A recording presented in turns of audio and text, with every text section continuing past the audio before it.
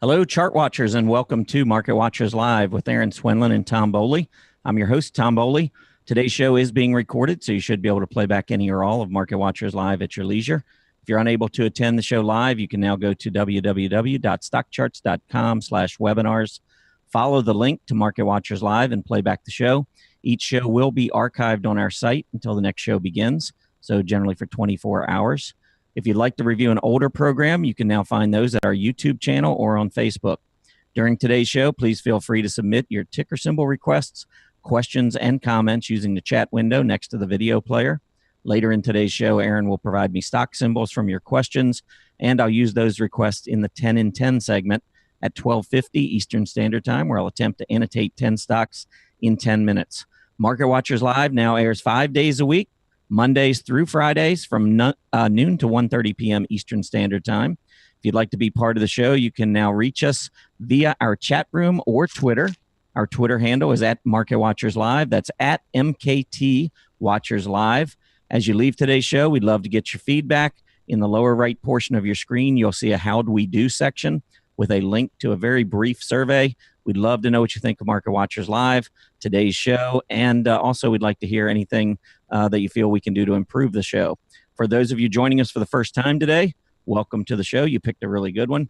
We are certainly glad to have you, and for our regular group, welcome back.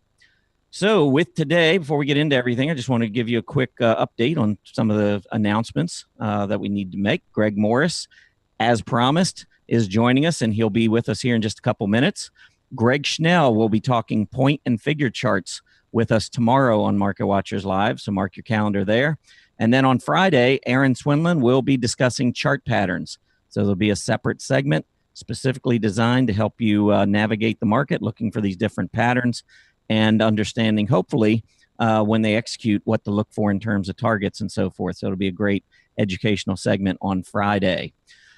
With that, it's middle of the week. We got a really great show here. Aaron, how are you doing this morning? I'm doing great. I'm excited to talk to Greg. It'll be really fun.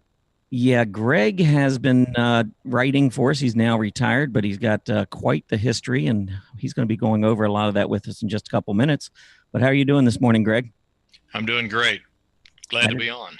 Yeah, that's awesome. And where are you joining us from?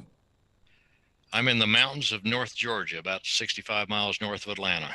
Wow. That's one thing that always amazes me when we're able to bring our guests on, because we've had Arthur Hill on from Belgium.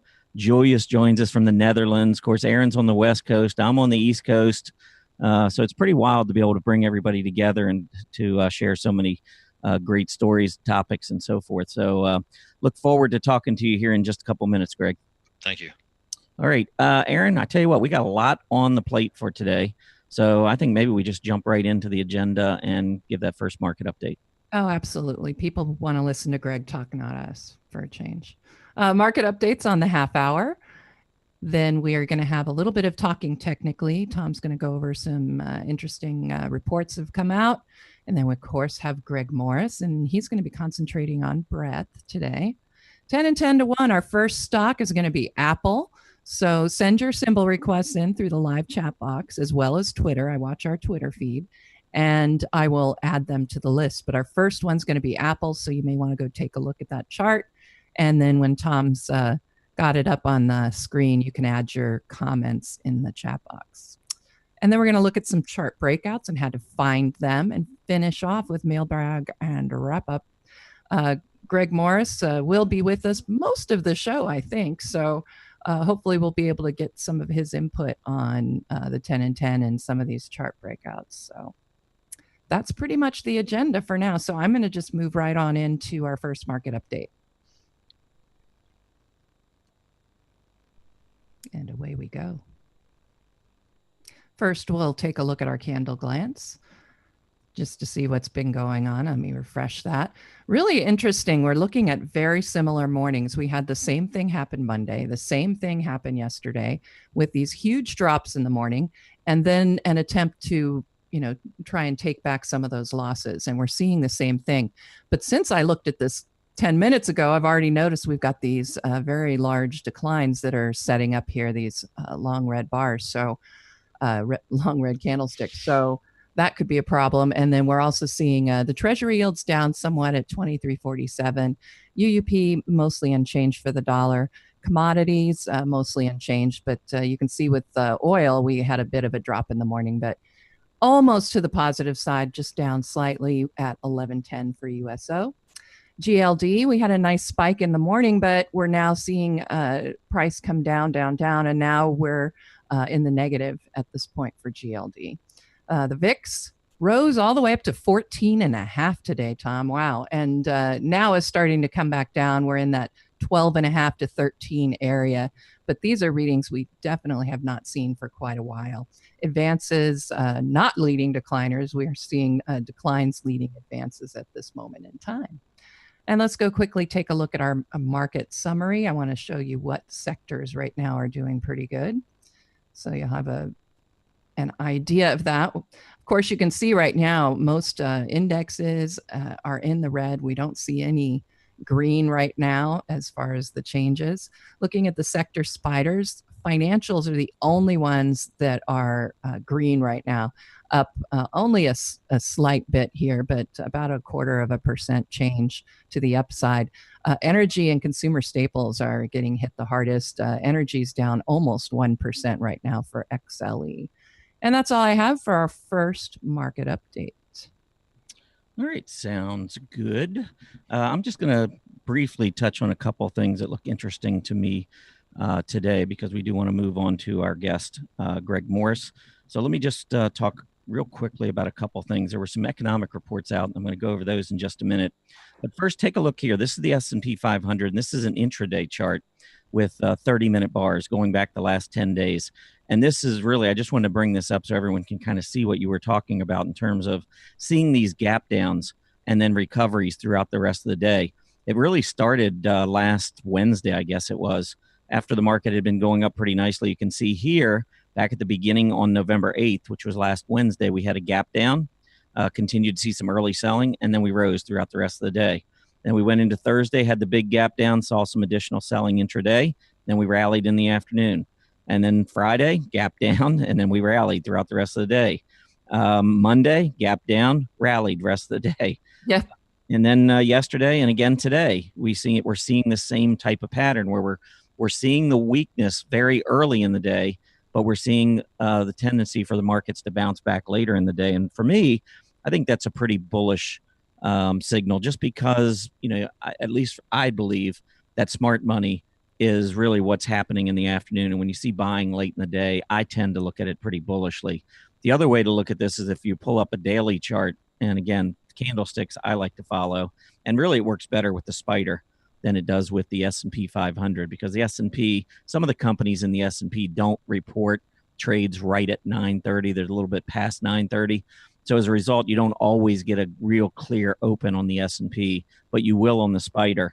But if you look at the chart, I mean, we're seeing mostly hollow candles. You're not seeing big red-filled candles like we've seen on prior moves to the downside. So we're relieving the overbought conditions. That you can see the RSI now, the daily RSI on the spider is down to 53, which is the lowest we've seen in a couple of months. But I'm really not seeing a lot of selling, if that makes any sense. It's just these opening gaps to the downside, and then we actually see buying come back up. So anyway, I think that's kind of an interesting chart to take a look at. A couple of the economic reports out today. October consumer prices were out, and they came in as expected. I believe it was plus 0.1 on the CPI, the rise, which matched expectations. And the core CPI, I believe, was plus 0.2%, also matching expectations. October retail sales were very close to what was expected. I think the core number there was maybe up 0.2%, and the market was looking for a gain of 0.1%. But then when you strip out the autos, I think it was flipped. So I think maybe it was 0.1% versus an expected 0.2%. So again, both of those reports kind of came in as expected. Empire State Manufacturing Survey did disappoint a little bit. came in at 19.4, and the market was expecting 26. So on the heels of all of that, and anytime we get a number of economic reports, I always like to see how the bond market reacts. And we saw the gap down today, and that really spooked some of the areas of the market, particularly financials. But we have recovered off the lows in the TNX, continuing to hold these lows, by the way, the recent lows in October and earlier in November. And if you look at the financial ETF, the XLF, we are seeing a really strong recovery from the earlier gap down. So we've got a really nice bullish engulfing candle off of this downtrend right at the 50-day moving average, and also just as this daily MACD works its way back down to test centerline support. So I think all in all, the action here is pretty bullish. And of course, the key areas within the financials that I like to watch, you've got the bank index, which is $DJUSBK. And there you're going to see that huge bullish engulfing candle so far today. It's coming right near price support. So you can see the recent highs were right around 430 on this bank index. We gapped up above. So we've got a nice little gap support zone. And it seems like each time we move back into this area, buyers emerge. So I do like the action in the banks and in financials so far today, and in the overall market. I think the market's showing a lot of resiliency. We can move on to another area that also tends to do well when rates are on the rise. And of course, recently we've seen rates kind of struggle, not being able to make that breakout above 245 on the 10-year Treasury. And as a result, we've seen some selling in life insurance companies, once again back down near that 50-day and back close to centerline support on the MACD, but another very bullish engulfing candle that is appearing so far on the chart. Of course, we don't know if that'll hold up into the close, but I would say based on what we're seeing so far, this is pretty bullish development. The last thing I want to mention is the volatility index. You also talked about this briefly, Aaron, but a lot of times there's bottoms marked in the S&P 500 when we get these spikes in the VIX that don't sustain themselves into the close. So if you go back and you look at the last one that occurred, this huge spike back on October 25th, and if I pull up the S&P 500, you'll see that spike in the VIX coincided with this last 20-day EMA test, or at least the last one that we saw in October. So after all this movement to the upside, the VIX spiked, we got a little bit of selling, tested that rising 20-day moving average, and then bounced. And so if we go back and look at that VIX today, the fact that we're seeing such a huge spike intraday and then perhaps a reversal. Of course, we still got another half the trading day to go, so we'll see how things continue into the close. If we see a big move back up in the VIX and the market's selling off, then I would say we probably haven't seen the low yet. But a lot of times when you look across and you see these long tails on the VIX to the upside, it not only marks tops in the VIX, but many times the key lows on the S&P 500, which can be very important for short-term traders. So that's something to keep an eye on as we move throughout today. So without further ado, I do want to bring in Greg Morris. Greg has a very distinguished career, and I'm going to let him talk a little bit about that. But how are you doing, Greg? I'm doing great. That is awesome. Thank you so much for joining the show. Aaron and I have really been looking forward to getting you on the show and talking about things. There's a number of reasons why, but one of the reasons is that you take a much longer term approach, certainly than I do. I know Aaron maybe looks a little bit more at the longer term. I'm more short term. And we've got a lot of listeners who have been saying, hey, let's talk a little bit more about the long term. And I think as far as the folks that we have at Stock Charts, you're certainly one of those in the camp that looks at the market at a longer term. So we're really excited to have you here and talk about some of the things that you've done in the past. But why don't you just quickly, I guess, summarize for everyone what your history. I know you've been in the market for 40 years, but how'd you get started? By losing a lot of money. I think everybody ought to start 2 or 3 months prior to a bear market. This was back in 72. Read some books, bought 2 stocks, probably $2,000 worth total is probably all I had back then. Good earnings, good dividends, all the fundamentals were great. Had no plans on when to sell them, just thought I was going to be God's gift to the markets. And the bear market of 1972 and 73, or it started in the end of 72, 73 and 74, my account went down to, I don't know, down 80%. I don't remember the number. There wasn't much left in it. And I said, something's wrong. This doesn't work. And I got involved in technical analysis shortly thereafter. A book called The Art of Low Risk Investing by Michael Zahorchak. In fact, I wrote a recent article on my blog about Zahorchak. It's just a trend following system. And other than a few exits from the market, I've been a trend follower ever since. So I'm assuming from that, when your trend breaks, you get out now. Well, yes, I'm only long only. When you're a trend follower, if you've got a good trend following model, a lot of people say, well, why don't you play the short side? And I said, because you're doubling all the problems with the long side. If you're going to have whipsaws on the long side, you're going to have whipsaws on the downside. It is nice now, though. Back in the money management days, we couldn't go short because people don't understand short. They think it's un-American or something, but there are now inverse ETFs, which are still a long holding. So I guess if someone wanted to take it from there, they could play the short side by being a long only trader. But you've never done that. You don't. No, I just danced with the one what brung me. I've been a long only trend follower for over 20 years. Well, I tell you what, that's the right side to be on. I mean, I think any history that you look at on the stock market will tell you that the market goes up a whole lot more than it goes down. So those who are perma bears and always trying to find, the negative things out there on the market, I think are way up against it. Whereas I think on the long side, you certainly have historical odds in your favor. Sure. I used to, when I was giving presentations, I'd show a histogram of the annual returns of the Dow Industrials back to 1895 or 120 years or so, and it was very obviously skewed. There was it was 2/3 of the years are up, and I would tell people, I said, you can see that if I were selling you an index fund or a long only plan, I could also say we just need to stay invested, and that's the whole trick. But it isn't. There's problems with buy and hold. And one of them is, I would say, well, let's play a game. I say, first of all, it's a fair game. It's going to cost you $10 to play. You can play as many times as you want. If you win this game, you're going to get $1 million. And the honest mathematical probability of winning is 1 time out of 6, and there are no tricks. How many want to play? Well, almost everybody in the audience would raise their hand. Mm-hmm. And then I say, the game is Russian roulette. Now how many want to play? And of course, nobody. There's always one that'll raise his hand.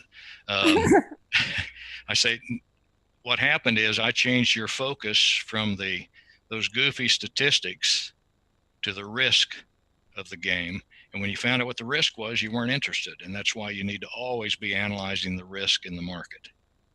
So you got into money management, and I know you worked and partnered with John Murphy, and a lot of folks maybe don't know that. But how'd that all evolve? John and I met out in FNN, Financial News Network, back in the mid-'80s. Met in the green room. Come to think of it, I don't think it was green, but this was out on Ocean Park Boulevard.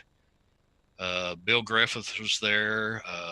Sue McMahon, Sue Herrera now, and John Bollinger was the technical analyst. I think Ron Insana was there.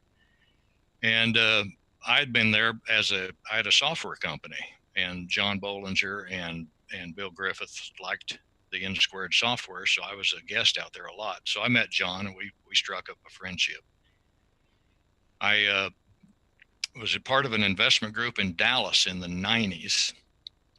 And I invited John to come and speak, and we paid him an honorarium. I think we paid him $500 or $1,000, and he took care of his expenses. And I was taking him back to the airport, and I said, and I'd been invited to speak, and you fly, you speak. Sometimes you get an honorarium, sometimes you don't. They just let you sell your books or whatever, and you come back, and you get back, and you're tired after 3 days, and you don't have any money to put in the bank when you're finished. And I asked John, I said, are you kind of tired of doing that? And he said, well, CNBC doesn't mind that I do it, but I said, I think we could start an internet company. And so I flew up to New Jersey and met with John and his wife, Patty, and we talked about, and we started murphymorris.com. Wow. And we started it as a free service, and we had 7,000 or 8,000 subscribers. Eventually we decided we needed to make some money, so we charged $49.95.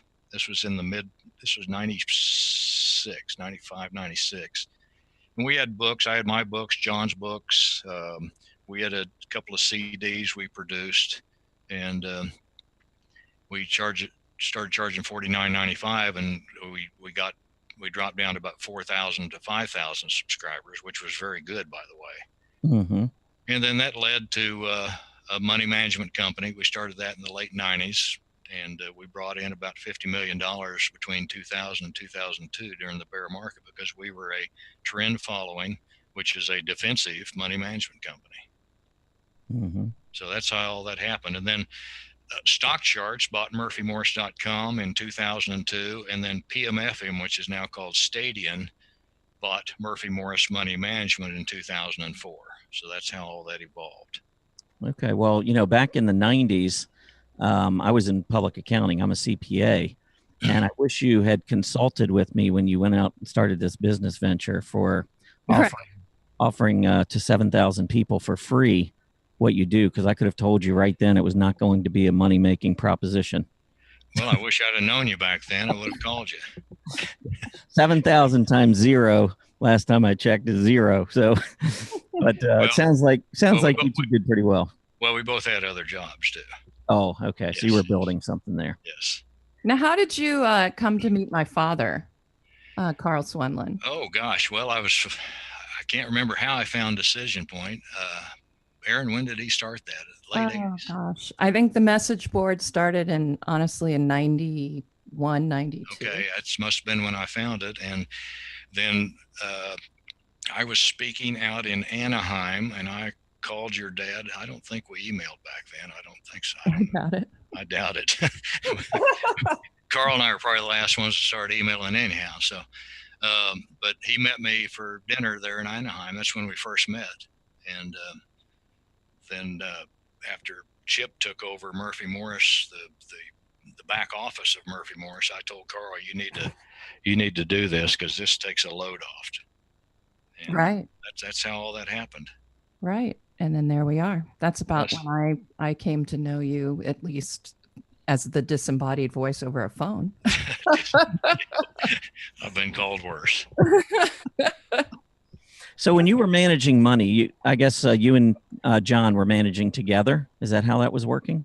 Well, in Murphy Morris Money Management, that was. But when we were bought by PMFM, two of the guys with PMFM were also partners in Murphy Morris Money Management. So we started out with managing money, and PMFM had a similar strategy. So we had to change something. One of the problems we had, John was doing all this wonderful daily analysis on that he does, and it was interfering with a longer term trend following model, because John would say someday that looks like technology is breaking out, and the clients that would be in our money management company, in our investment, would see that we did not own technology, because it works under a total different principle. Mm-hmm. And so that got kind of frustrating for both of us. And then John retired in 2004. Okay. What was at the peak, how much money did you manage? In 2011, we had $6.5 billion. Wow. Goodness. It's a pile of money. That's hard to sleep at night when that's. Well, that was a great segue. When you're following a rules-based model, you don't have to worry about anything. The model takes care of you. Right. And you learned this model over years of investing and learning the hard way. Yes. It's PMFM had a model that was also trend following, but then when I got involved, we modified it somewhat to be more of a weight of the evidence type model that I had used decades ago. All right. Well, you've kind of got a unique perspective into this, because we've talked about this on the show, and it's something that really fascinates me, in that, one advantage that all of us here at Market Watchers has, all of our audience, most of our audience, I'm assuming, is that when we want to get into a position, we can go get our 500 shares or 1,000 shares, get a market order, and boom, you're in. Especially in today's, in the day and age today with just computers and online trading and all that. But when you're managing $6 billion and you see something that you want to start building a position in, walk us through that process. I mean, how do you do that? How do you get in? Is it over a period of time? Do you work closely with traders from these market making units? Kind of give us a little insight there. Well, when you start managing billions of dollars, you have a very good relationship with all the major brokerage firms that you do business with because they want your business because you're going to generate an enormous amount of commissions. We generally had direct access to the actual trading desk for the ET. We were ETFs only. Out of the universe of thousands and thousands of ETFs, there were probably only 400 or 500 of them at the time. And don't hold me, that's been a while, that we could actually trade because we would be trading in sometimes hundreds of millions of dollars per ETF. And we had to be careful to make sure they were, we could get in. And then the most important thing is the ability to get out. Yeah, so it had to be pretty liquid. It had to be pretty liquid. And the traders would take care of us. Many times a position would be small enough, he'd tell us it wouldn't matter. And sometimes we would let him do a VWAP program, volume weighted approach, and we just say we want to have this position taken care of by the end of the day. And some of them are very, very good. Goldman Sachs in particular would get you a price somewhere in the middle of the spread and then make $250,000 for themselves. Yeah, that works. Yeah, it works for everybody.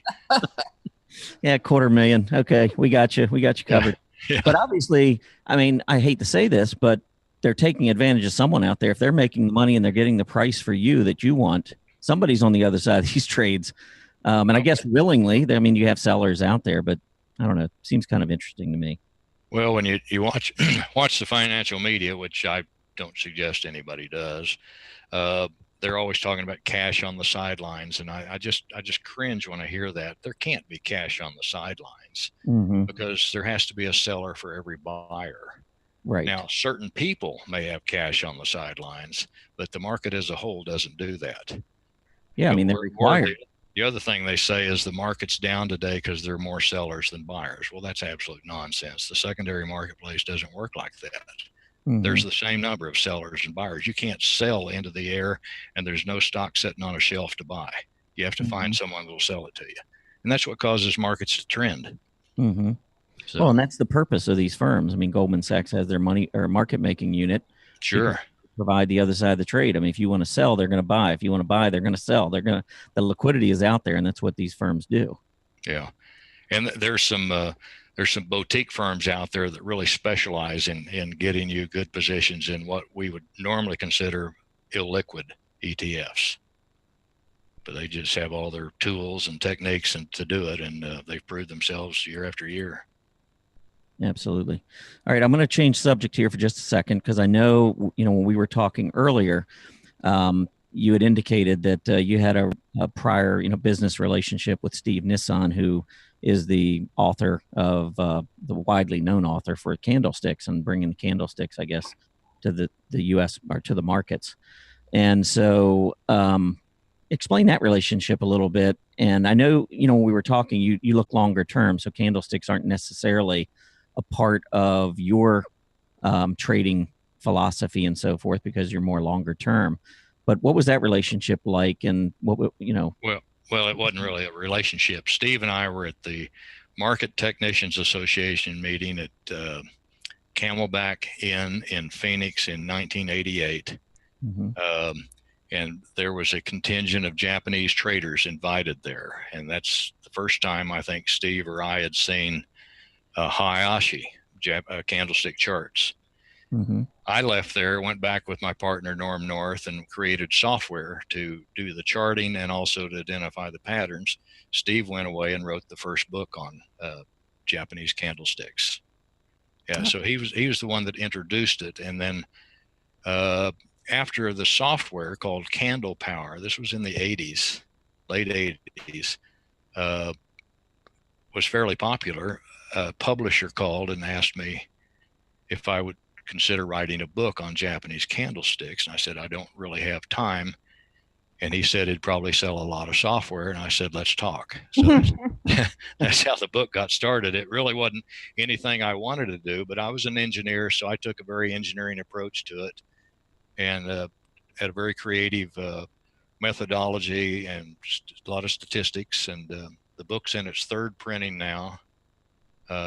It's been out for 25 years. It still sells. I tell people it keeps me in golf clubs, cigars, and beer.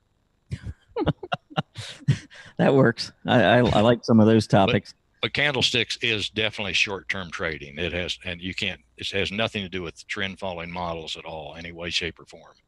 Are there particular candles that you feel like don't really work well? I mean, in your work with them? Well, Tom, it's been so long since I've done anything. There are quite a few candle patterns that do not statistically, they're no different than a coin toss. Mm-hmm. There are some that work very well, and that was the whole concept of the book, is to identify those and show the statistics on how they work, and then do it over different time periods. Some patterns, when you have a 3-day pattern, would work well after 3 or 4 days, and others would work well immediately. Mm-hmm. But you got to remember, these are psychological pictures of the investor, and right. Probably for me, the best way to use candlesticks was the filtered method. For instance, take stochastics, say %K, just use 14 days. Whenever stochastics %K is above 80, it's just a matter of time before it drops down below 80, if that's what your sell signal is using stochastics. But if you have a bearish reversal candle pattern while stochastics is above 80, you now have got a triggering mechanism to say, hey, this candle pattern is showing a reversal. Stochastics is probably going to follow it. And so you could actually start legging into a position at that point. Mm-hmm. Like I said, I haven't worked with them for a long time. Yeah. Well, all right, let's talk about something you do work with. And I know you're big into the breadth. Why don't you explain a little bit about what you look at in terms of breadth and how that works into your trend following technique? Sure. Breadth is also called market internals, advances, declines, and then the volume associated with advances and declines, up volume and down volume. And those are based on daily changes. Then the other breadth components are new highs and new lows. And these are very, very different. And I want to stress that. A lot of people just lump them in the same. New highs and new lows are based upon the price hitting a new high from a year ago, not the day before. In other words, 52-week new highs. So you need to treat new highs and new lows very differently. And the reason breadth is so good, and I'll try to explain this. When people look at a market, they're looking at a market index, say the NASDAQ composite or the NDX or the S&P 500. Those are all capitalization weighted indices. The Dow is a price weighted indice, but it's kind of the same concept. Some years ago, I calculated that the top 10 stocks in the NASDAQ 100 accounted for like 46% of the movement of the index. So when you get a broader index like the NASDAQ composite, which is my favorite, there's probably 100 stocks that are accounting for almost all of the movement of that index. And Bubba's Pizza down there at the bottom, that's low capitalization, he doesn't make a contribution at all to it. Mm-hmm. He actually does, but it's minimal. The meter doesn't move. So breadth, on the other hand, treats each stock equally. You have so many advances, you have so many declines. They're based on the stocks. The moves themselves has nothing to do with the capitalization. In other words, if IBM was up 6 points one day and Bubba's Pizza was down a penny, they would cancel each other out with breadth. Even though you say that's not right. And the advantage of that is kind of like an equal weighted measure. So here's where breadth really pays off. It's when markets get into a period of distribution, like a market top. Prices at market tops are very difficult to identify because they're not as emotional as market bottoms. They're periods where money changes hands a lot and the markets go sideways sometimes for over a year. Lots of ups and downs. Mm-hmm. And a lot of times you'll see the market just slowly inch upwards But if you're watching breadth, you'll see that breadth is starting to decline. 1988, 1999, breadth and small caps had been declining for 2 years, but all the large cap indices, which is what most people watch, were still rising. The same thing happened in 2007. Breadth was declining, large cap indices were rising. So breadth is like an early warning signal for market tops. For instance, right now in the market, the Russell 2000 has not been any higher than it was in late September. I have now these are my indicators that I think Aaron had a chart on there a minute ago. These are not indicators available on StockCharts because they're part of my model, but there's an advanced Klein indicator. It peaked in early October. There's a new high, new low indicator that peaked in early November. Then there's an up volume, down volume indicator that peaked in mid-October. And then down at the bottom, I've got a combo indicator, which is it looks at advances and declines, but only when there are so many of them above a certain average. And the reason I did that was, for instance, this day coming up next Friday is a half a day of trading after Thanksgiving. You're going to get a full component of breadth data, but there might only be 3.5 hours of trading, and the market may not do much. But with breadth, you won't be able to tell that. So I minimized those types of days when there wasn't a lot of volume. Mm-hmm. But the bottom line is breadth will give you this signature at almost all market tops. The problem is it's kind of like an economic indicator that calls 25 of the last 15 recessions. Mm-hmm. Breadth will give you signals like this when it isn't much of a top, but it'll always give you a signal at the major tops. And so when you have a model, and like I said, these 4 indicators are part of the model out of 9 indicators. So I've got 4/9 of based on breadth, because getting out for a long only trend follower is a major consideration. Yeah, one comment you made, and I find it really interesting and something we've talked about here on the show, is that the tops a lot of times will take time. And I completely agree with you. I think the emotion really comes in when they're selling. When people start losing money, you can see bottoms pretty quickly. Normally, the selling takes place very quickly, and that's why I think bear markets tend to last maybe a year and a half or so, whereas these bull markets tend to last a lot longer. But as that final thrust to the upside begins, do you pay any attention to sector rotation? I used to. I a lot of times when you're following a trend following model, we invested in ETFs, and we'd always look at rotations, but not just sector rotation. We'd look at we'd measure the technical performance of each ETF. And a lot of times when you'd be invested, say you had 10 ETFs in your portfolio when you're fully invested, every day we'd be looking at all the ETFs that we could trade to see if any of them were performing better technically than our weakest performer. And many times we would trade up. That didn't answer your question directly, but it's a constant process of analyzing strength, momentum strength, to trade out of things that aren't performing as well as you thought they would. They haven't hit stops, but they just aren't performing as well as they could have. So obviously the thought process is to try to hang with the groups that are working the best. Yes, definitely. Okay. It's like sector rotation, but it's probably more like just asset rotation. It wasn't restricted to just sectors. So when you rotated, did you rotate all at once, or did you slowly move from one area of the market to another as you saw a group starting to deteriorate that you owned? Would you just see that deterioration, say, all right, we're getting out now?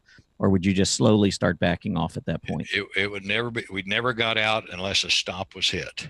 Okay. So this rotation process was to maintain a long position. So we'd monitor everything on a daily basis.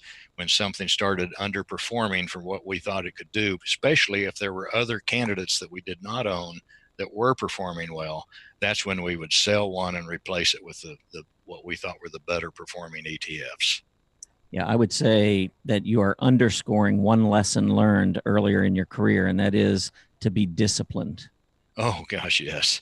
Most important thing, especially with a model and trend following. And that's the advantage of a model and Mhm. having a process in place that you can believe in, you can rely upon it, and then the discipline to follow it. That's the whole secret to success in the markets, is having a disciplined approach, in my opinion.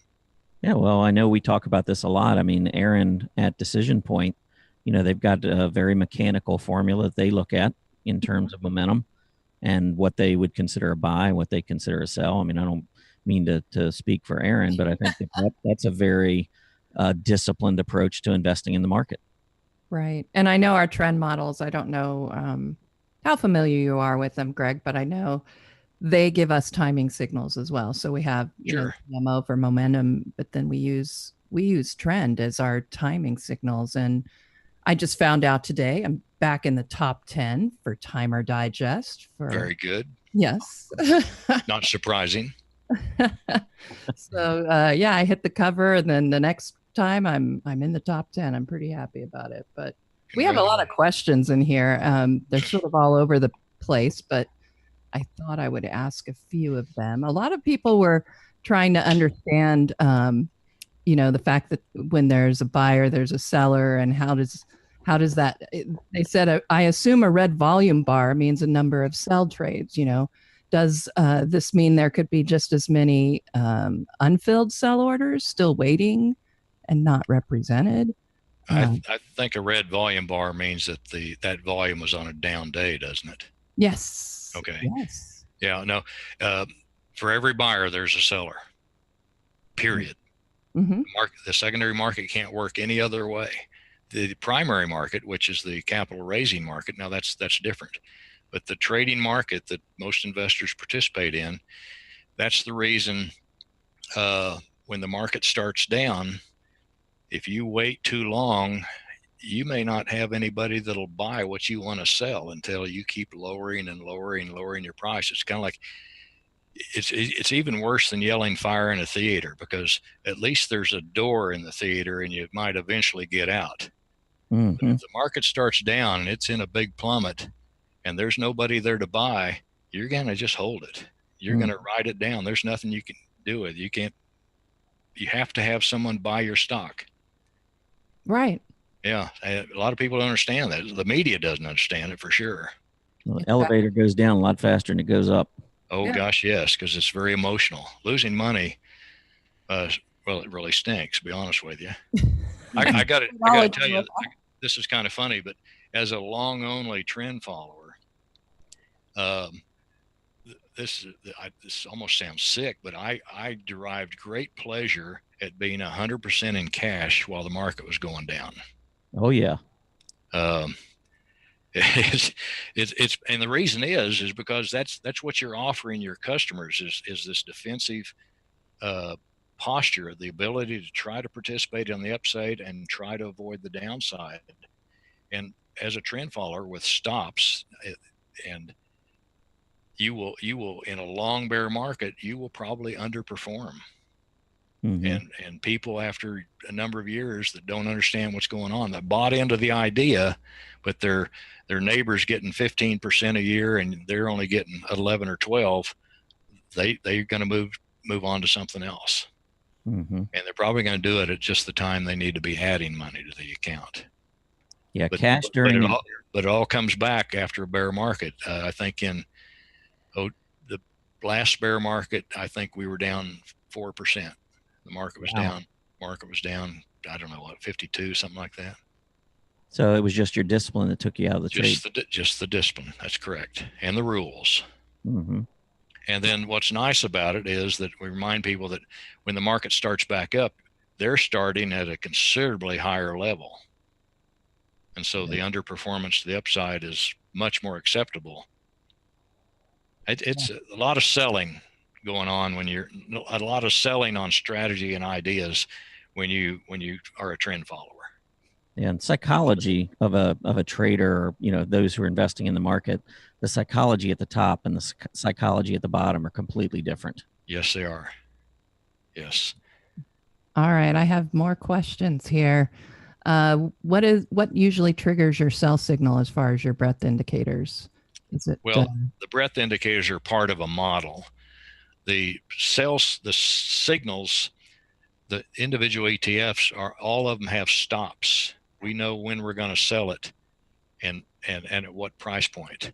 And the model is this is very complex for this short segment, but every day we know exactly what every holding will be sold at.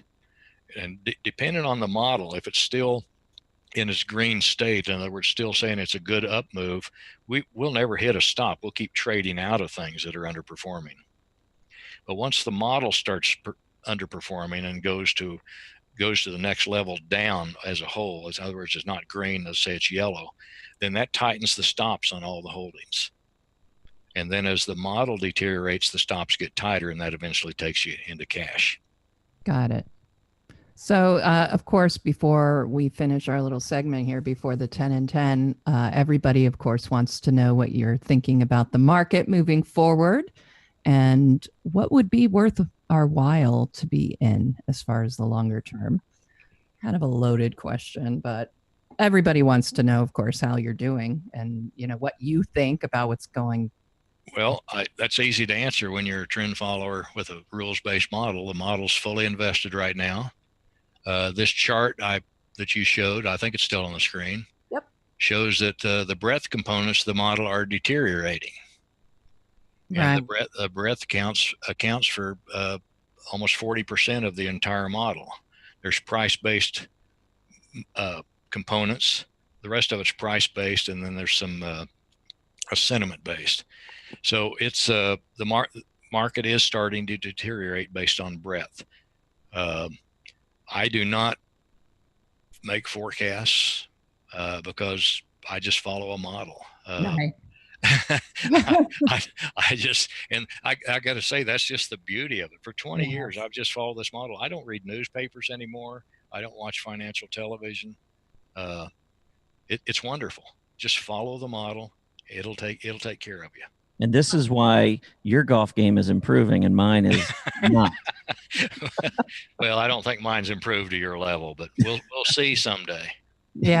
I mean, that's the nice thing. I can talk buy and sell signals all day long because they're based strictly on crossovers and, location of the EMAs, Sure. etc. So, yeah, I mean, that can be a problem for market timers if you're, having to kind of fortune tell or look into that crystal ball and figure out whether you want to switch from a buy to a sell. With these mechanical models, it does take that out of the equation, and that's helps me sleep at night. That's a real biggie too. Taking that part out of it. Yeah, absolutely.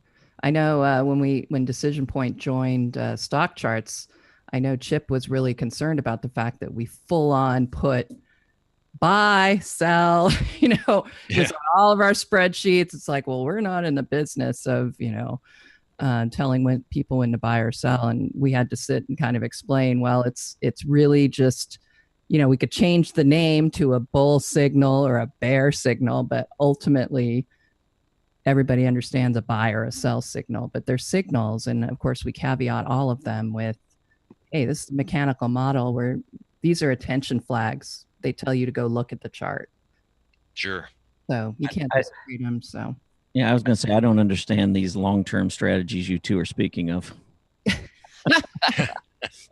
Hey, Greg, when was your last trade? When did you buy your last stock just as a trade? You mean back just when I was trading? Yeah. When was the last time you bought a stock and said, I'm just going to? Sometime in the 90s. Wow. I know everybody's probably like, Yeah. Wow. In fact, I wrote in my blog either the last time I was a terrible trader. I let my emotions get involved, and even though I was using technical analysis without a model, I just wasn't very good at it. Be blunt and honest with you. And once I went to a rules-based trend following model, the whole world changed for me because it took my emotions out of it. Mm-hmm. exactly. I'm going to share real quick. I just want to share with everyone in case you're not familiar. Greg does have a blog here at Stock Charts, Dancing with the Trend. And your last article you just wrote here in the last week, and I think, what do you write in here? Maybe a few articles a month, 3-4 articles a month. Is that fair? Yeah, I keep telling Chip that the well's running dry because I don't write about the markets. I just write about 45 years of being a technical analyst and and money management and all the issues that came up and different stories I've told and lessons I've learned. And so, yeah, I probably average 3 a month. Mm-hmm. I know I went through this article, and first of all, you may not be writing about the markets each day, but the information that you share is really of great value. And I saw this table here that identified that over the last 20 years, the average investor has only gained 2.3%, even though you can see the S&P 500 has gained 7.7%. And a lot of it, I mean, I going through the article, I mean, there's a lot of psychological parts of this that, folks, maybe get into late and get out too early, and they chase performance of certain hot things, happening one year. And of course they reverse the next year, and they don't pay enough attention to just the simple things like you were mentioning earlier. A buy list is a 52-week high list. That's correct. In fact, I say that at the bottom of the article. Yeah, I mean, it's published on every newspaper in the country, shows you a list of 52-week new highs. And I tell people, I said, this is 20 stocks that have proven they can go up. Just buy one of them, mm-hmm. and make sure you have a stop. Don't just buy it and think it's going to go to the moon. But they've proven they can go up, and if the market continues to go up, just continue to monitor them. But always have stops. Always. Yep.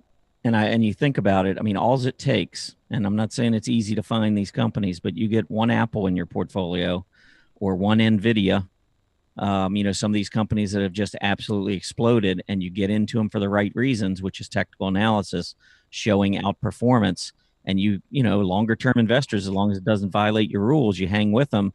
And these companies have produced results that completely will carry your portfolio. I mean, you think some of these sports teams, where they say, hey, LeBron James can carry a team to a championship. Well, when you look at your portfolio, some of these individual stocks, if that's your strategy to go with individual stocks, you get one or two in your portfolio and they can absolutely carry you to the championship. There you go. And yeah, I mean, exactly. You want those stocks with that high batting average, so to speak. I'll be showing everybody how you can find daily what the new 52-week high stocks are, and we'll look at that to get some of our chart breakouts later. Yeah, Greg, can you hang with us for a little bit? We're going to break and do the 10 in 10, but we'd love to maybe have you stick around if you can, maybe a few more questions. Sure.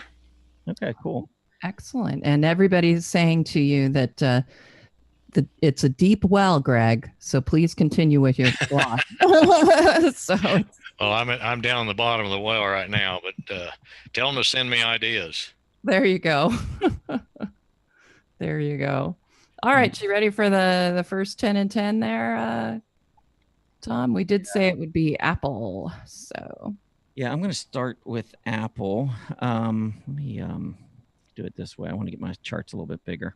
Okay, so didn't get to cheat on this one. I was too, enthralled and enthused with everything that Greg had to say. So let me go ahead and get started here. But I mean, I love Apple. Talked about it many times before, but if you notice, recently we saw the pullback to hit gap support after a huge gap up in early August. The stock had gotten up to 165 or so, put all the way back down, hit the bottom of gap support, and now is taken off again, breaking out above that early September high, which in my opinion now is short-term support around that 165 level. I think also the rising 20-day already is showing that it's providing some support. So this is the range from a short-term perspective where I like Apple. I think it's a buy. All right. The next one I got for you, since we were talking energy, and I guess you could point to this one and maybe rib Greg a little bit, but Chesapeake, CHK. Oh, I wouldn't rib Greg. Of course, we're talking about Greg Schnell, not Greg Morse. Right. Yeah, that's right. Sorry. We have two Gregs. Yeah, I don't know if you're familiar with that whole thing, Greg, but Greg Schnell and I, we have a lot of fun kind of ribbing each other about the market. But yeah, he's been telling me for a while energy is the place to be. And of course, I actually agree with him. I'm not going to tell him too much on the air that I agree with him, but I do, agree with him. But this, Chesapeake Energy has not really participated the same way that some of the other stocks in energy, natural gas, and some others have performed. So I'm still waiting to see some more positive action here on Chesapeake. I do like so far the recovery that it's had today after trading down below the moving averages. But just, looking back in the history, you can see all these false moves above the 20-day and the 50-day. And they just the stock continues to drift lower, printing lower highs on every occasion. So for me, I think the key for this stock to really signal that it has bottomed and is beginning to trend higher is to take out this price resistance all the way up at 450. I mean, right now we're at 394, so we got some work to do. But to me, that is a major price resistance level. And I think it also would signal that the lower lows and lower highs have reversed and we're starting to see more bullish type of action. So that's what I'd be waiting for on Chesapeake. I don't think it's a trade here. Certainly not on the long side. All right. The next one I have for you is REMX, Rare Earth Metals. Looks like it's gapped down, but it's hitting some major support there in the short term. Yeah, I think we've been kind of watching this one. The one problem I believe I had previously was just the fact that it had been overbought. We had a negative divergence. So if you pull this up, and it's just a short-term sign of slowing momentum when you get higher prices and you get the lower MACD. And so now we're coming down below the 20-day. I would expect that the recent lows, which had basically tested the prior breakout or almost tested it down around, 26 and a quarter, 26 and a half. That rising 50-day also coming up in that area, 26.69. I think all of that will provide some pretty good support on selling. But the group is down 4%. As we were just talking with Greg, I mean, the selling sometimes when you see it, it does happen pretty quickly. So I wouldn't be surprised to see another 3 or 4%. And this ETF trading back down close to around 26 and a quarter. At that point, I'd be looking maybe for a reversing candle. All right. Next one, an old favorite, IBM. Question is, do you stay or do you go? All right, well, let's pull it up because this one could be off of my radar. I mean, I just bought it in an account. I actually like the fact that it had that intraday move earlier today down below the 50 and it's trying to recover back up. So I like the action in IBM and finally came out with an earnings that traders could get behind when they reported their results a few weeks ago. A lot of volume came in on this move. It disappointed. I've tried to trade it once before, and I think I tried to trade it right up here at gap support, the top of gap support, looking for it to make a quick recovery. It never happened. I took a really small loss. I had a tight intraday stop on it, and I've just been watching this stock for quite some time. But I do like the fact now that we're down to a pretty key area of support. I think if we annotate this, whoops. Let me annotate this and show you the level that I'm looking at. Mm-hmm. But right in here, you can see the prior low. The gap down was from this level. We failed to get through here and then finally gapped above. And look at where we are now, down challenging this level. So from a short-term trading perspective, I actually really like the reward to risk on IBM here. I think if we go back down and take out that low from earlier today, you could have a stop. Or the second option would be maybe to use the bottom of gap support down here around 145 and use this area to accumulate. But I would, as Greg mentioned, I think you got to be disciplined. You got to keep a stop. And if you're looking for a reversal from this point, which I am, you want to keep a fairly tight stop. But the flip side, the good news is if it does hold here, we could be looking at a return back up near that 160 level. Hey, Tom, do Yes. you know why horizontal trend lines work better than angled ones? Why is that? Because they're based on price. Great example. And there's a heuristic called anchoring. People remember where they bought and where they sold, and that's why the horizontal trend lines tend to work much, much better, in my opinion. No, Yeah, I agree with you. I kind of remember an article you wrote that shocked me because it was like the other trend lines aren't really trend lines. They're totally not. I mean, Well, I don't as have a any problem chart with pattern price crazy person, I was like, what? I can only use horizontal. I don't understand. That was 2 years ago, but I don't have any problem expressing my opinions. No, I think that's great. And I'm a fan of trend lines, but I think no matter what you follow, I think you have to understand their limitations. And number one, trend lines are very subjective. I mean, are you going to connect the bottoms, the tails? Are you going to connect candle bodies? Is it going to be on a weekly chart? I mean, how close to the exact level are you going to get by connecting bottoms on a weekly chart? I mean, it's really, I think, very, very subjective. But if it's occurring, if you like it because it's hitting a trend line support, and it's also hitting some other key areas of price support, then I think that the trend line support to me just gives me a little bit more confidence in placing the trade, because there are traders out there that will buy and sell based on trend line tests. So I completely agree with you. I would much rather, there's nothing more important to me than the combination of price and volume in the stock market. So I would agree that those horizontal tests of support are much more significant than the trend lines. But I do think the trend lines can add something to a trade. Sure. A lot of tools in the toolbox.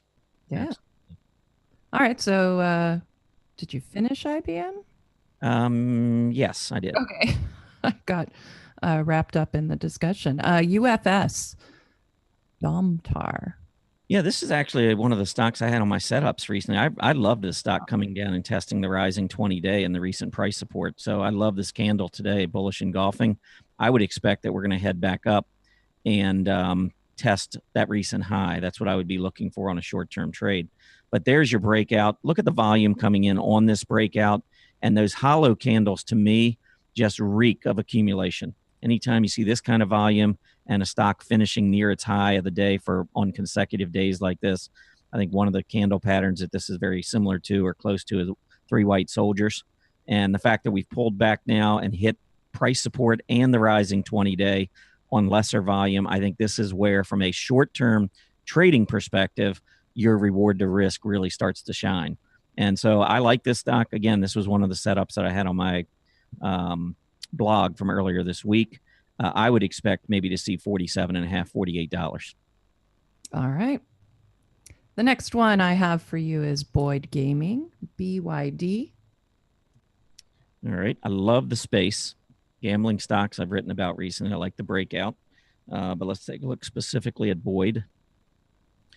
It looks like maybe it's starting to get a little extended. A lot of tails to the top side, you can see. So a lot of intraday selling as we get up into the 29.5, 30 area. Notice the MACD also is rolling over. I like the stock. I just wonder, and look at the volume also lessening as we're in this breakout area. So I don't know that it'd be one of my favorites in the space. I still am bullish, but I think we could potentially see a 50-day test and perhaps go back and revisit that late October low. So what I would be looking for here, and what I would annotate, is this right in here. You can see we got price support that came all the way down just below 27. That 50-day moving average is about 28 or 27.5. And there was the recent low close. So I think this whole area would be interesting if we fail to hold that rising 20-day and you start to see the selling pick up. I tend to try to use these big selling days as an opportunity on the long side. I'll go back to what Arthur Hill has written about and what he talked about on the program, that when you're in a bull market, you play by bull market rules. I'm not looking for breakdowns. I'm actually looking for support on a lot of these pullbacks. So I like BYD. I just think in the short term, it's a little riskier because of this negative divergence. And if you look back and see back at the end of May, early June, when we were going higher, and you can see the MACD rolling over and the volume in here, maybe not so great, that led to a 50-day test and a lot of frustration if you're holding that stock over those 5 or 6 weeks. So that's the risk to me, is just short term that we go back into that support zone. All right. Next one I have for you is PDCO. All right, Patterson. Dental, I think, yeah. Okay, PDCO. I don't like this. I don't like that heavy volume selling, breaking support. I mean, we're in a good market. This is clearly not a great performer. So if I was in it, I'd be looking for damage control at this point. And to me, if this stock were to continue moving higher and get up to that 20-day or to price resistance around 36, and I was down on the stock, I'd try to limit my losses and move out there. Again, I don't want to have my money tied up in a area of the market or in a stock in the market that's simply not performing. So I don't like this breakdown on heavy volume. So any kind of recovery here to me would help me limit some of my losses. All right. This one's sort of for Greg. We were looking at a really nice uptrend on IPGP.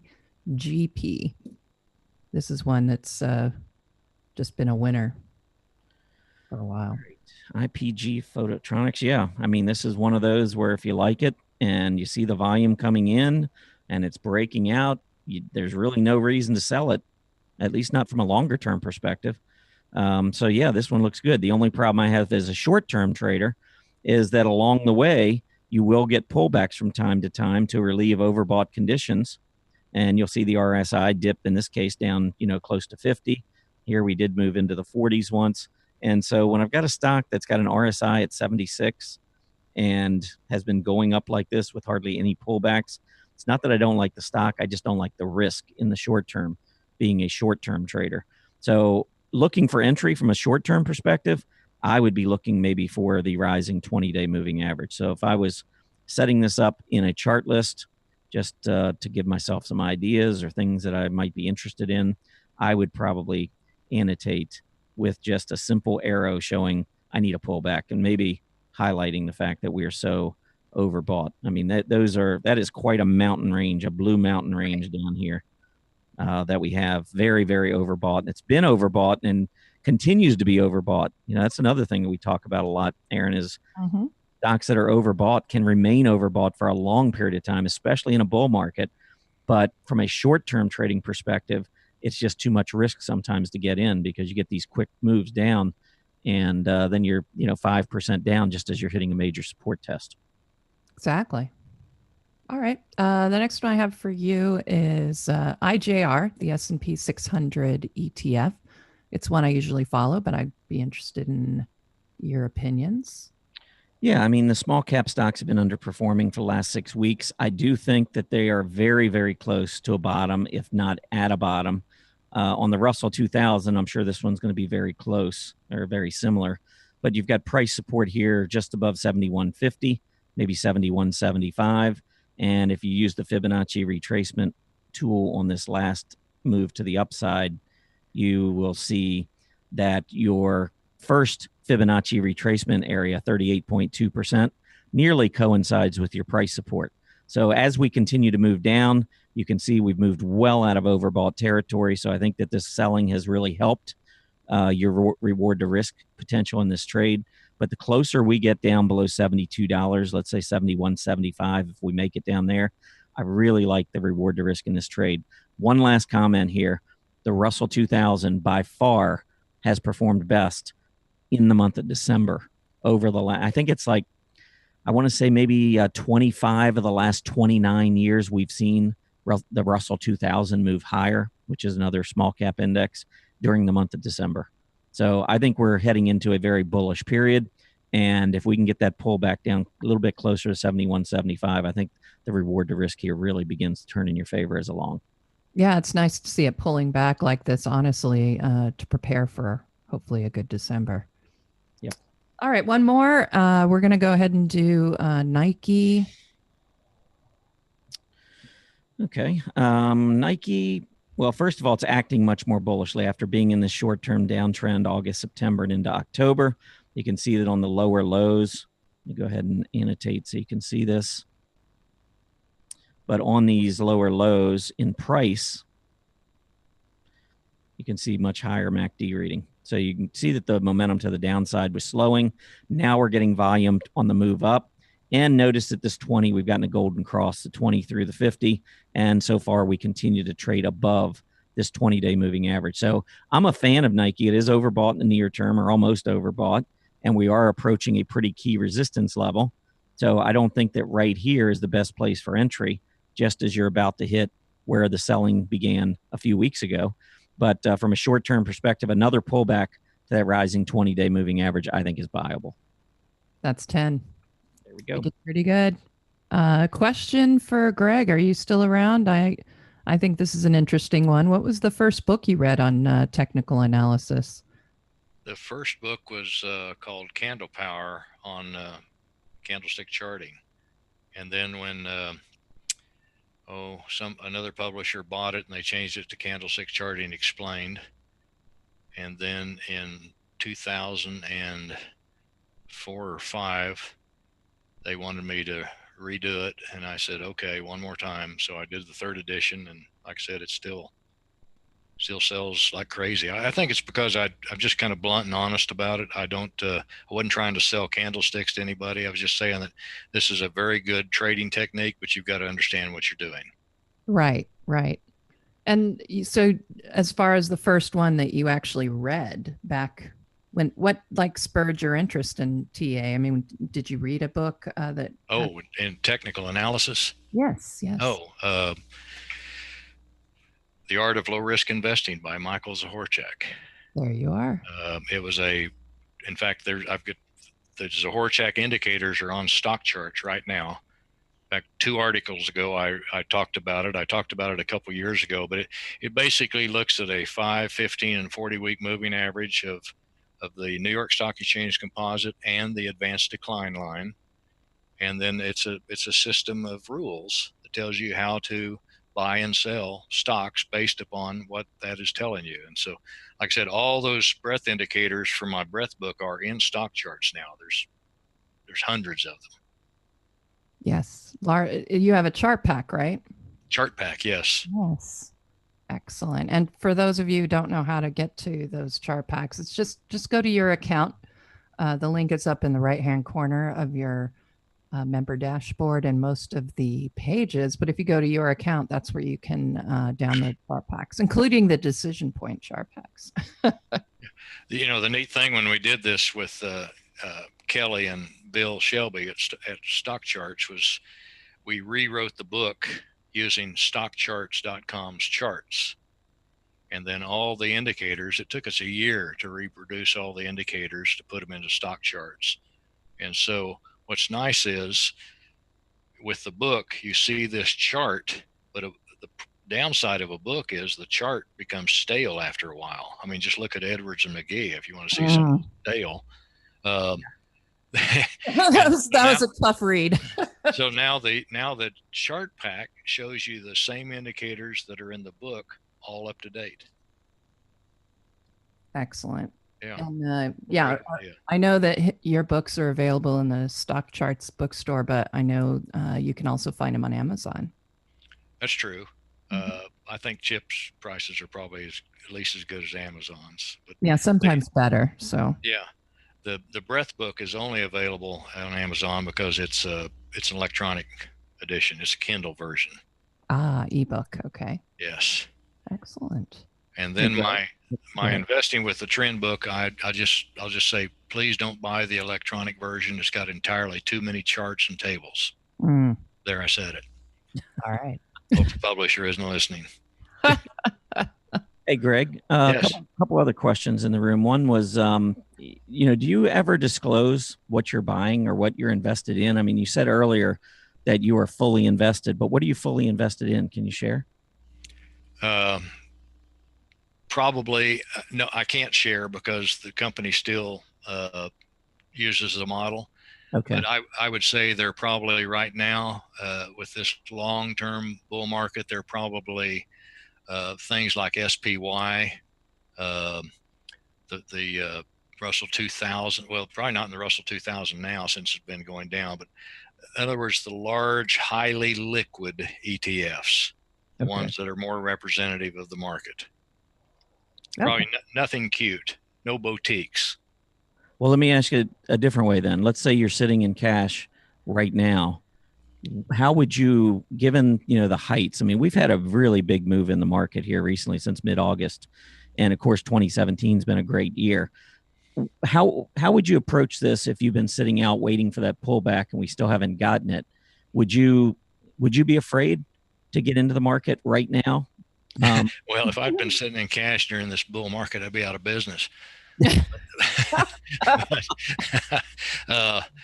Again, the advantage of a model like that is that the model tells you what to do. You don't have to sit there and say, well, what do I do now? Or what should I do now? But if the market had been going down and I was in cash, then the model is what gets me back in, and then a bunch of different trend indicators on the individual ETFs tell us what to buy. Something as simple as the price today higher than it was 6 days ago. Just simple momentum. And if it's yes, then that plus other things are candidates. And the technical indicators that we use on the individual ETFs, some of them are mandatory. In other words, there are 4 technical indicators that are mandatory that have to be in place to the upside before you can buy that ETF. And then the others are there to help you eliminate the vast number of ETFs that are qualified to buy, but you only want to buy 10 or 12 of them. In other words, tiebreakers. Another good one is Perry Kaufman's efficiency ratio. That's a indicator that shows you how well something went from A to B. For instance, if you had 2 ETFs that started at essentially the same price and ended up a month later at the same price, but one of them kind of just wiggled all the way up there and the other was huge ups and down moves, you'd want the one that took the path of the shortest path to get from A to B. And that's what that efficiency ratio does. It's really good for that. Did I do a good job of avoiding that question? I think you did pretty well. Yeah, great job. Awesome. Yeah, it takes years and years of talent. Well, I want to show people how to find those new highs, new 52-week high groups, because I think you were saying at the beginning of the program, if you get that list, that's where you should consider buying from, because you've already got the probably a scan, isn't it? It is, but I wanted to show everybody it's right here, and it's easy because it's already there for you. So I'm gonna just share this very quickly here. And I also mentioned too, Greg's blog, just like all of our blogs at Stock Charts. If you want to subscribe, go to the bottom of the article and there's a green notify me button. All you do is type in your email address and click that green notify me button. And as soon as Greg posts one of his blog articles, it'll be sent directly to your email. So you can continue to learn from someone who's been through it all and has a lot of knowledge to share. Yeah, absolutely.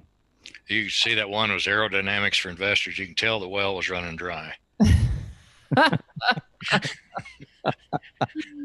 All right. Well, I don't know. I think you're doing pretty good there.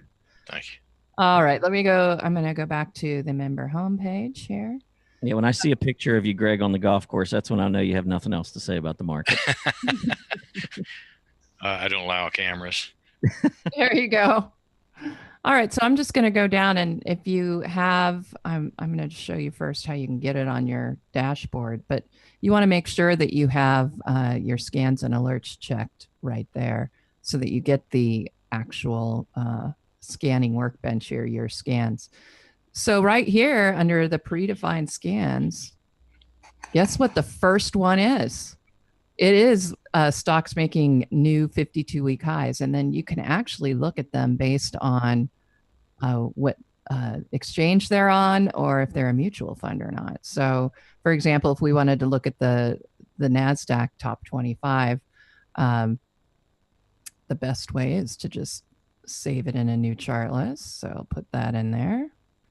And then I look at these in Candle Glance, because we have, how many of them were there? 25 or something. So you can just pick them out on the Candle Glance and you can see these new breakouts that we're getting on some of these. I mean, for example, look at this Dicerna Pharmaceuticals, perfect example of a flag formation and now breakout above the flag. It looks like it's going to give us another flagpole. So it's a great place to go to see, where are the stocks with momentum. And, again, it's like with the scooter, we talk about it being, I talk about it being in the hot zone, above 75. I want to find stocks in that group because they're already proving themselves. They've already proved themselves to be relatively strong and internally strong just based on their scooter values. So I think it's a similar idea. Am I right? Yeah. One thing I would say, Aaron, on that particular stock, the pharma, is that some of these stocks can be very small and they may be dependent on one or two drugs. And so some of these, while they can look great technically, it's almost like when they're the FDA comes out, it's like an earnings report on steroids. Exactly. If they disappoint, or maybe they come through. But that would just be one risk I would throw out there on those small pharmas. You might be better off finding an ETF rather than individual stocks, just to minimize some risk. Absolutely. But here you go. I mean, this is where you can find chart breakouts, which is what we were talking about earlier.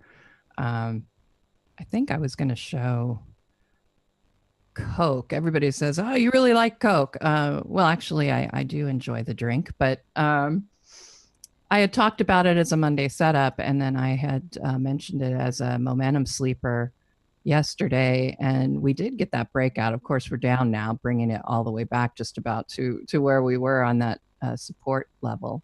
But again, nice chart breakout here, and it's simple. It was simple to find just from finding PMO crossovers, and I always look for the right configuration of the EMAs. You want your faster EMAs on top, and of course your slower ones on the bottom. So those are always great configurations to see when you're looking at breakouts too. Yeah, I think Coke was upgraded yesterday morning before the open, so I think that was the catalyst for that breakout and the heavy volume that we saw. Perfect. Yeah, and again, it's pulling back, but back to support. So it could be a nice place for it to start moving back up. But I didn't pick it as my Monday setup. So, of course, it'll probably do just fantastic because I didn't pick it. But I think yours, though, someone was saying that LVS, was that what you picked? I think that was before. Yeah, I went with PNC this week, and banks are reversing, so PNC was having a pretty good day. But yeah, we'll see how.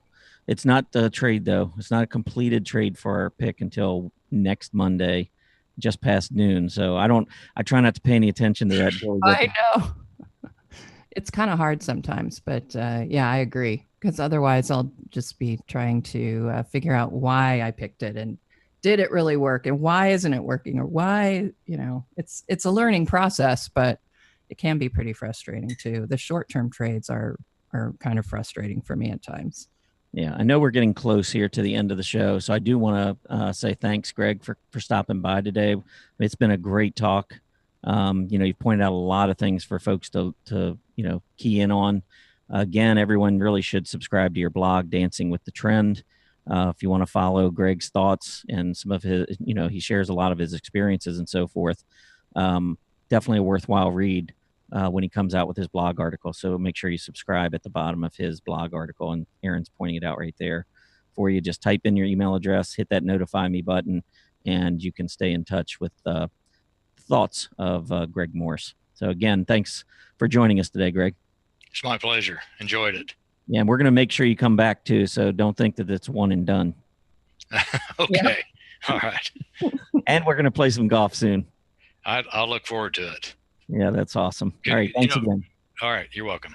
Signing off. Bye. All right. Great. It was awesome having Greg on today. And, it's awesome having a lot of the folks that contribute at Stock Charts to come on here, because it gives you one sense, I guess, or a flavor when you read their blog articles. No doubt there's a lot of value in that, but having them on and looking at the market currently and some of the things they're thinking about and their strategies and their disciplined approach, I think everybody can take something away from each one of these guest visits that we have. And Greg certainly has a very distinguished career, and you can tell from that discussion. So again, thanks to Greg for stopping by.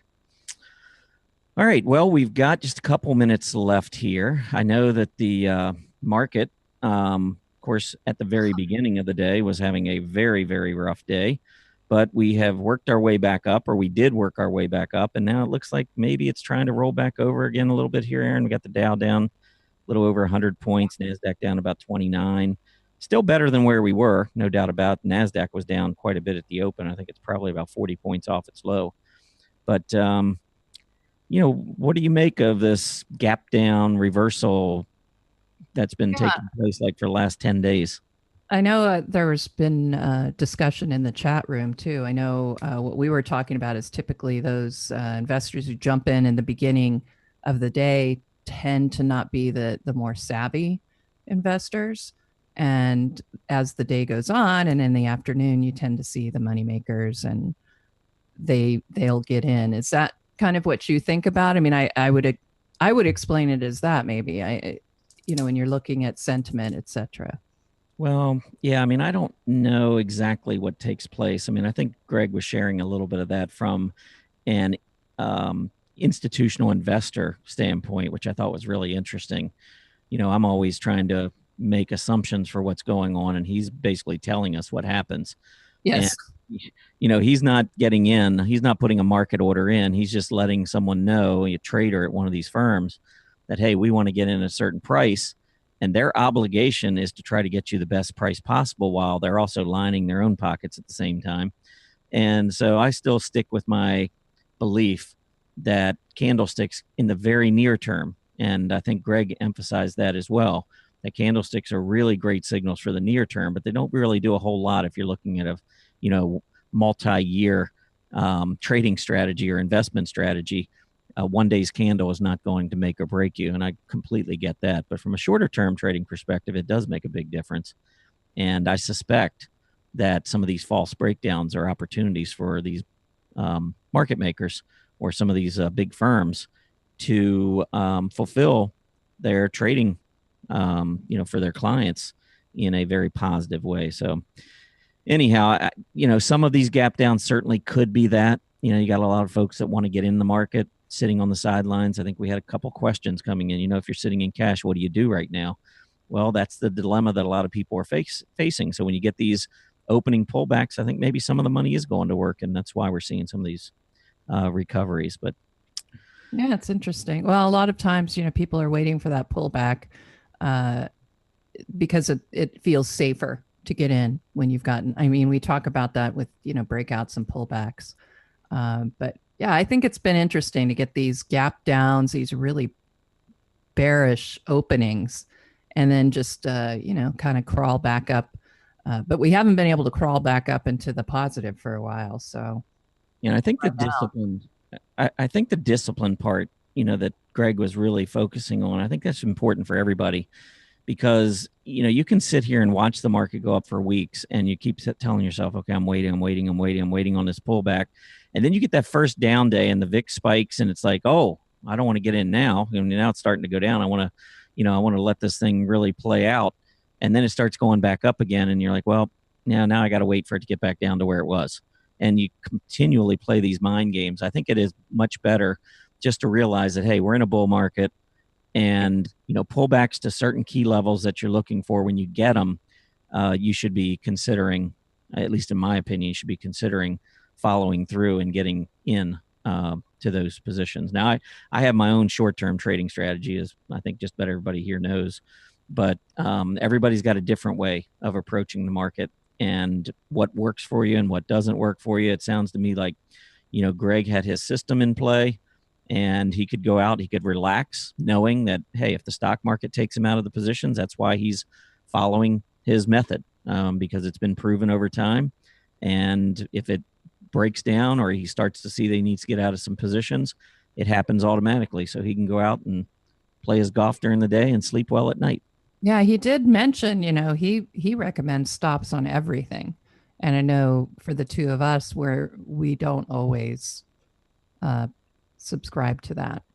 Yeah. So I know I'll place them, but usually, I mean, I think for us anyway, I mean, we'll watch the market pretty much all day long. So we have our finger on the pulse of our investments, more so maybe than a lot of other investors. But I could definitely see his point there, and it can save you if you get distracted maybe by the day and you have to.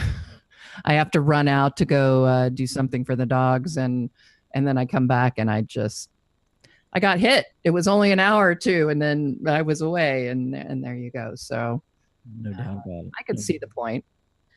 Yep. All right. Well, it's time to wrap up. So you looking for more recovery today? I mean, would you find that to be bullish, or what do you think here as we go into the close? I wrote my DP alert yesterday, and looking at my indicators right now, and honestly, I thought we'd see a little bit of a rally pop, as I call it, today.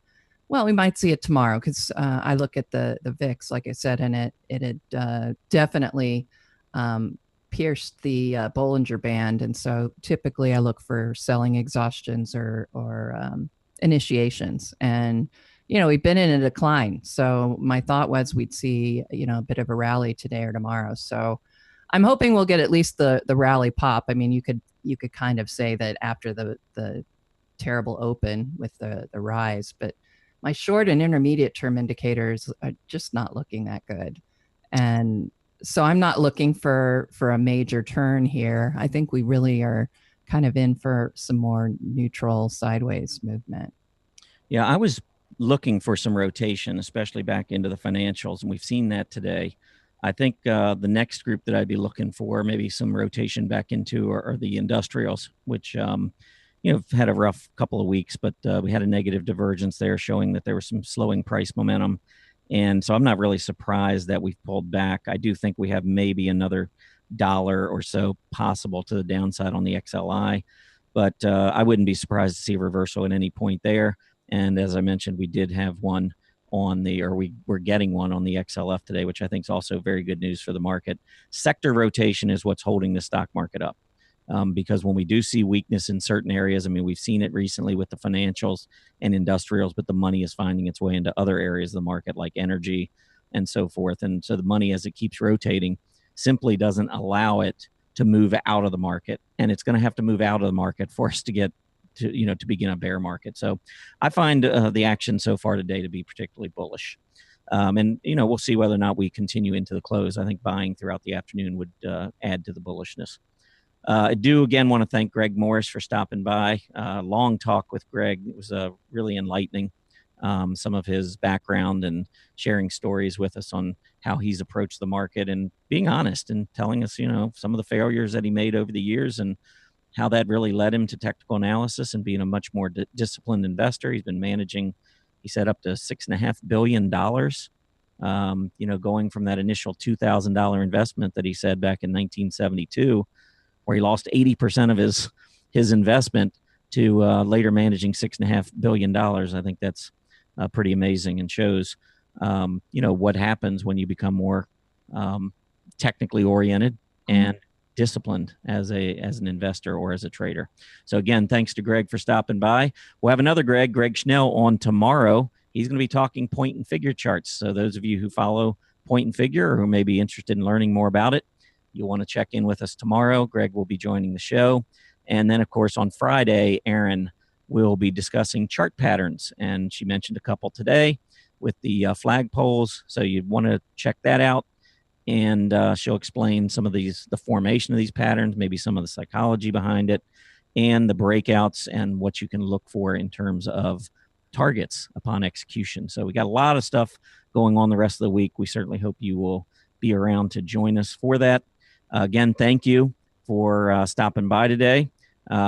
Please complete the survey as you exit, especially having a guest on like Greg. We'd love to get feedback on what you thought of today's show.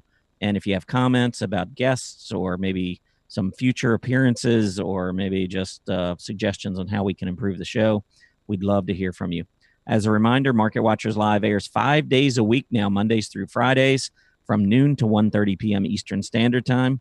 Have a great Wednesday afternoon, everyone. We'll be back tomorrow. Happy trading.